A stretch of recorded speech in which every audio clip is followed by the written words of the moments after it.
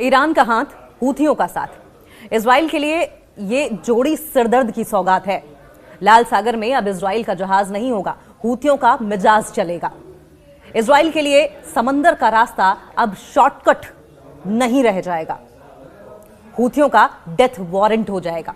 Israel ने सोचा था कि सिर्फ ईरान से निपटना है, लेकिन यमन ने बीच में आकर सिलेबस ही बदल दिया और अब इजराइल सोच में बैठा है। हूथियों का ड्रोन सस्ता है और इजराइल का डिफेंस महंगा, और अब हिसाब किताब बराबर होगा। ये गलती इजराइल ने जो की है उसका भुगतान अब उसे भुगतना होगा। इजराइल का आयरन डोम भी सोच में है। ऊपर से ईरान की मिसाइलें आ रही हैं या नीचे से यमन के रॉकेट। अल हूती ने ललकारा है, इस्लाम का नाम पुकारा है, और अब इजराइल के लिए बचना नामुमकिन सा सारा है। यह जंग जमीन की नहीं, जमीर की है। हूथियों ने इजराइल को आईना दिखाया है। दोस्ती हो तो हूथियों जैसी, ईरान को खरोच आई तो यमन को दर्द होने लगा। और ऐसा नहीं है कि हूथियों के खिलाफ इजराइल ने कभी कुछ नहीं किया था। हूथियों का रिटर्न गिफ्ट इजराइल के लिए अब लाल समुंदर पार करना मुश्किल होने वाला है। अब इसको ऐसे समझिए, लीजिए साहब, मिडिल ईस्ट के अखाड़ों में एक और एंट्री हो गई है। यमन के हूथी नेता अब्दुल मलिक अल हूथी ने यह साफ कर दिया है कि अगर ईरान पर आंच आई तो वो तमाशा नहीं देखेगा, क्योंकि जख्म तो इजराइल ने हूथियों को भी दिए हैं। अब इजराइल और अमेरिका के लिए सिरदर्द सिर्फ तेहरान से नहीं बल्कि यमन के पहाड़ियों से भी आने वाला है। और आइए ये समझते हैं कि हूथियों का ये प्यार इजराइल को कैसे झुकने पर मजबूर कर सकता है।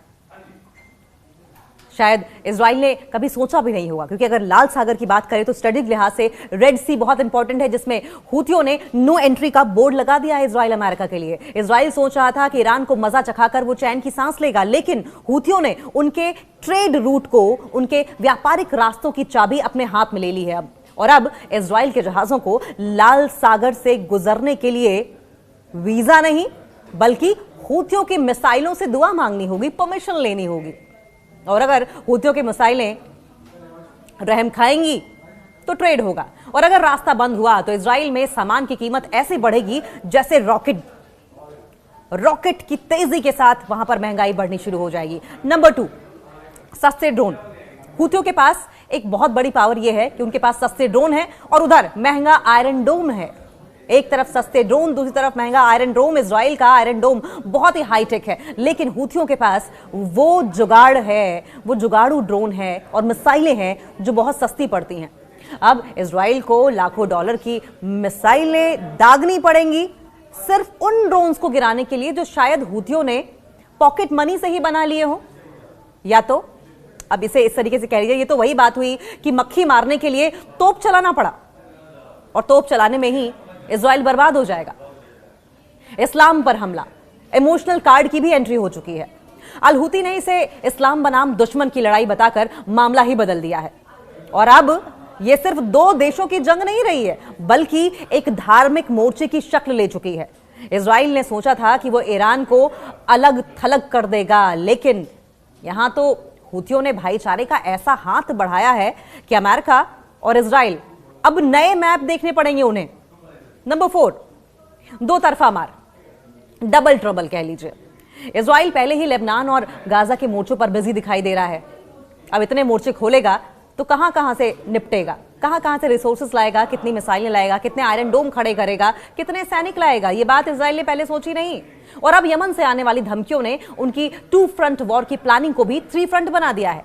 इजराइल की सेना कितनी भी ताकतवर हो, लेकिन हर तरफ से पत्थर आएंगे तो शीशे के घर को तो खतरा होगा ही। और वैसे भी जिनके घर शीशे के होते हैं वो दूसरों के घरों पर पत्थर नहीं फेंका करते। तो कुल मिलाकर बात यह है कि हूथियों ने इजराइल को बता दिया है कि पिक्चर अभी बाकी है मेरे दोस्त। ईरान को छोड़कर इजराइल ने जो मधुमक्खी का छत्ता छेड़ा है उसमें अब यमन वाली हूथी मधुमक्खियां भी डंक मारने को तैयार हो गई हैं।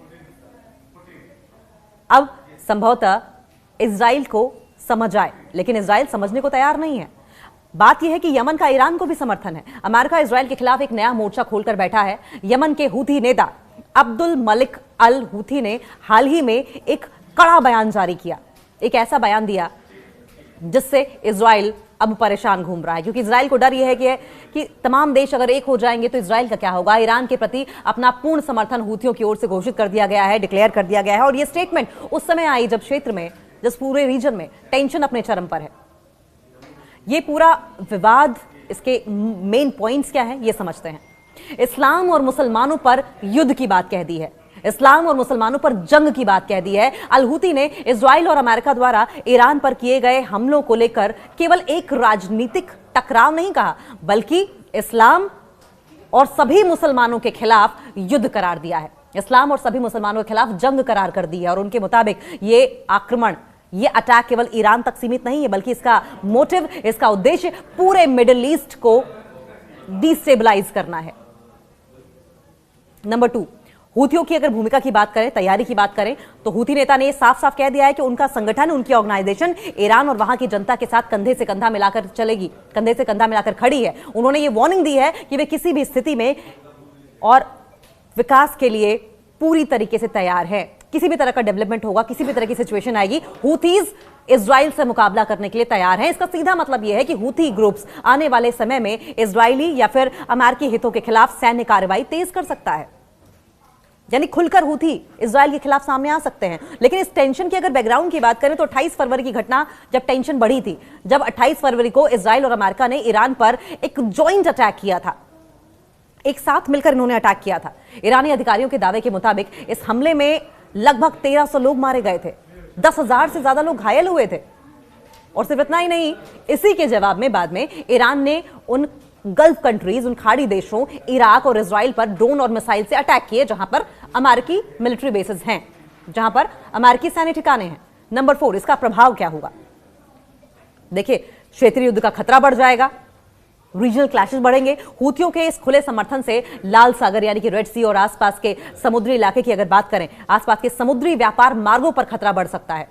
ध्रुवीकरण होगा। यह लड़ाई अब केवल 2 देशों के बीच की लड़ाई नहीं रह गई है, यह 2 देशों के बीच की लड़ाई से बढ़कर प्रतिरोध के धुरों यानी कि एक्सेस ऑफ रेजिस्टेंस और पश्चिमी गठबंधन यानी कि वेस्ट कंट्रीज का जो अलायंस हो रहा है, उसके बीच का बड़ा युद्ध बनती जा रही है। अब्दुल मलिक अल हूती का यह कड़ा रुख यह दिखाता है कि यमन का हूती आंदोलन अब ईरान के समर्थन में किसी भी हद तक जाने को तैयार है, जिससे आने वाले दिनों में इजराइल और इजराइल के साथ साथ अमेरिका के लिए चैलेंजेस, कठिन चुनौतियां और बढ़ सकती हैं।